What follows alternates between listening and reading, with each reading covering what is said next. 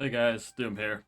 It has been quite a while since the last update, balance changes, and whatnot. We have news of a new war bond, which I'll probably talk about in a different video, but this video is going to be explicitly talking about the new patch that is going to drop today on March 18th. So, I haven't completely read through all this, so I'm going to go through each part and talk about what I think about these changes and whatnot that are in here. The first is the Reprimand has gotten a spread buff, and the Reprimand was already an extremely strong SMG, plagued by essentially its Bloom and its Cone of Fire, which if you don't know what Bloom or Cone of Fire is, it's basically the gun's ability to spread the bullets off of your target against your will.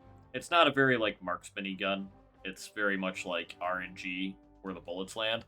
So the decreased spread will make it a little bit better against those precise shots when you're firing in bursts and full auto.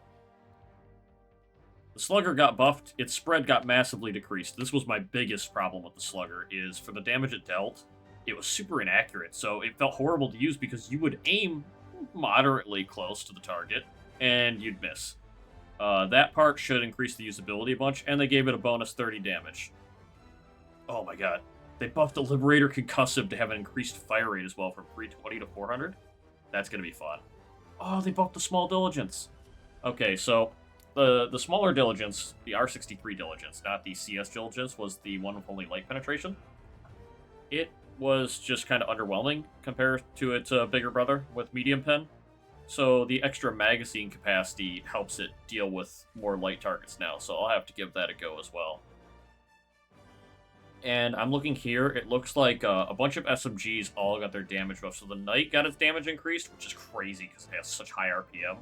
The STA-11 got its damage increased, which is the sister weapon to the Knight. The Knight being from the Super Citizen Edition, and the STA-11 being from the Killzone weapon series. The Defender also got a boosted damage from 75 to 80. And they buffed the Pummeler. The Pummeler gains that damage increase as well, and gains an increased stun value. So the Pummeler actually just got better at crowd control, and the Liberator Concussive just got better at crowd control as well because of the fire rate increase. So those guns are on the lookout for like things you probably should try out again. And then also buffed assault rifles in general. The Liberator gaining 10 damage, the STA-52, the Killzone assault rifle, gaining 10 damage. The Educator and the Tenderizer gaining more damage as well. Which is crazy. The Tenderizer does 105 damage per bullet now. Oh, wow. That's a big buff. They just buffed the Eruptor. The Eruptor just got its armor pen from medium to heavy. And they increased the projectile lifetime, which means it could shoot even farther. I can't really do the math, but basically the lifetime of the projectile is increased from 0.7 to 1 seconds, which means it will fly out for another 0.3 seconds farther. And it had a very short limited range, so you couldn't, what's the word for it? You couldn't use them to shoot very long range targets. So this will give you a little bit better medium range. That's it for weapons. Amazing buffs and amazing changes. I'm actually surprised that there's no nerfs on the weapon side of anything. There's not any changes to Ultimate or whatever. Next up is Stratagems. And I think there's some really good stuff here. 110mm rocket pods have gained an additional use. That is definitely needed because they're so niche.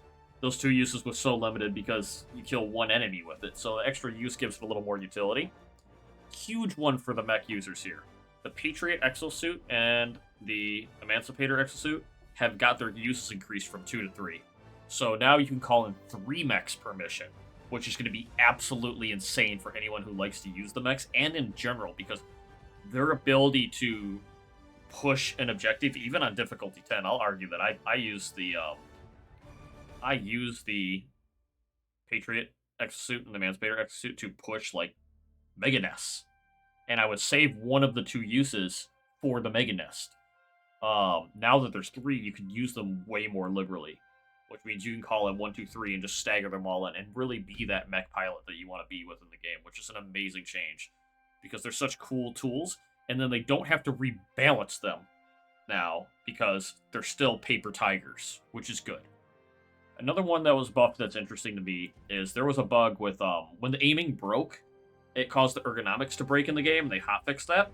But immediately what I noticed is the sterilizer, while broken, had extremely good ergonomics. It felt very good to use it and coat the whole battlefield in front of you, the sterilizer being the gas support weapon. With this ergonomics change that they just did it to it, making it go from 5 to 20, it means you're going to be able to sweep an entire battlefield and spray like all the bugs in front of you way easier just by whipping your gun around. That's going to help out a ton. Then an unprecedented, like, buff. The Stalwart got buffed for 10 more damage, which is crazy because the Stalwart was already doing amazing work on light enemies. And now it's gone up from 70 to 80 damage, and this seems to be a general buff for the damage that assault rifles do. Like, all of these things got buffed for minimum damage from 70 to 80 on the Liberator and Stalwart. The Stalwart uses the same bullets as the Liberator, if I recall, within the game. There's some changes here to armor pen for the heavy machine gun. So, they gave the heavy machine gun better armor pen, but basically it's based on the angles that your bullet's hitting, not so much a number thing. So it has more leniency in the facing of the target you're shooting at, which is good because the heavy machine gun, if you don't know this, previously got a durable damage nerf and a penetration nerf based on glancing shots. So it became just okay at targets at certain angles, but as soon as the angle got too steep, it started falling off really hard, which kind of made it less of a prime pick for me. This will make it a little bit better of a pick, make it a little more forgiving when you've got enemies that are not at horrible angles, but more within that 45 cone in front of you. I'll have to test it out, obviously.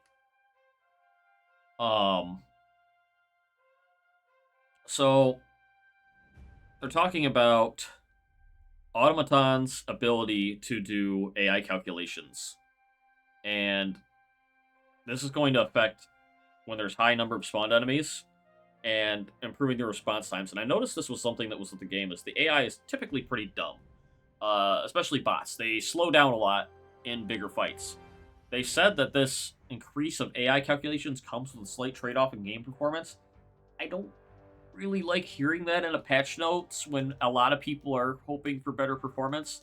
So I'll have to see how it feels. I mean, I have a crazy good computer now, so this isn't going to affect me anymore. My new computer is an R7 9800X3D, and it tears apart this game. But for the most people don't have a brand new processor, so I'm hoping that this trade-off in performance for better AI doesn't really affect things poorly. Automatons look like they got a buff on their dropships. Illuminate workships are now deploying their shields mid-flight. Automaton dropships got main body health pool increased by 1,000. And Illuminate dropships now have the same shield as the ones that have landed. So now Illuminate drops are terrifying. They used to just get picked off so easily by any rocket or anti-tank or SAM sites even. Now, when a SAM site hits an Illuminate ship, it's probably going to absorb the shot. Like, the SAM site's going to shoot in the shield, and the Illuminate ship is going to absorb the shot before the next one comes in. This is a huge buff to Illuminate, and honestly, completely needed. Definitely going to have to go.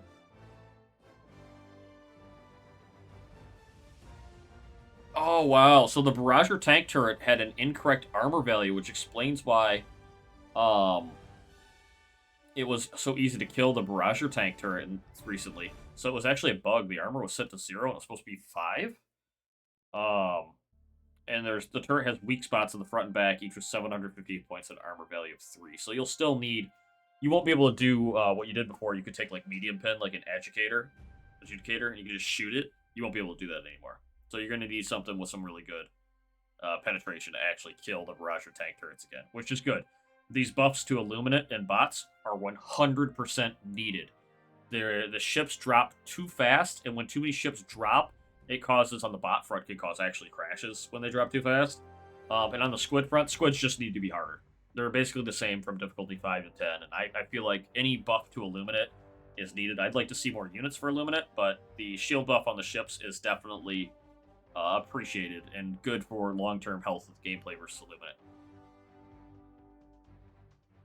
Now I'm into the gameplay and fixes section here.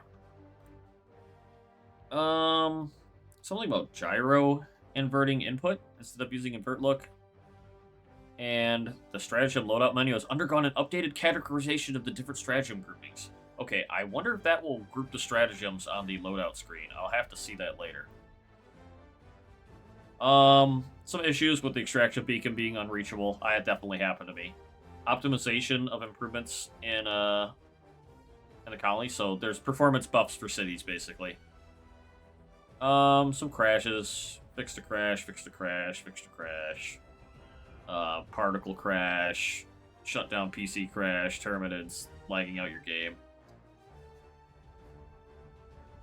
Fixed an issue where players can be blocked from completing objectives requiring called down equipment due to the required stratagem being unavailable. Hopefully that's completely fixed, because that would happen where you'd go to call down, say, you'd go to do a mining mission and you couldn't call down the drill, etc., etc. They fixed thermites, sometimes not arming. I don't know how much of it is like a bug or just the functionality of thermites, but I definitely noticed them bouncing off of a lot of targets a bunch. I even had a comment on a video someone left. Social and multiplayer. So they fixed some issues where quick play and matching and other things had problems with low activity planets. They fixed the raise weapon emote. I saw a little bit of this earlier. Some interactions not working properly after canceling it. So the raise weapon emote was the newer emote from the last warband. You would raise your weapon, you could fire, but then you wouldn't be able to do anything. So hopefully this fixes the bug with the raise weapon emote in general. And then there are they fixed some memory leaks, apparently, and supposedly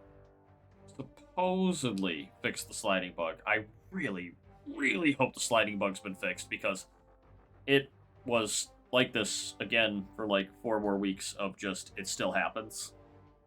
But that's really it for this update. I'm gonna go check out the Warbond and make a separate video on that. So for those of you who wanted to see the patch notes, overall, huge buffs all around. I'm gonna have to get this all up on my whiteboard. Expect videos of me testing out all of the recently changed weapons. Probably gonna start with the Eruptor, because that going from medium to heavy pen, I'm gonna have to shoot everything with it now and just see how that works. So, peace out, guys. See you in the front lines.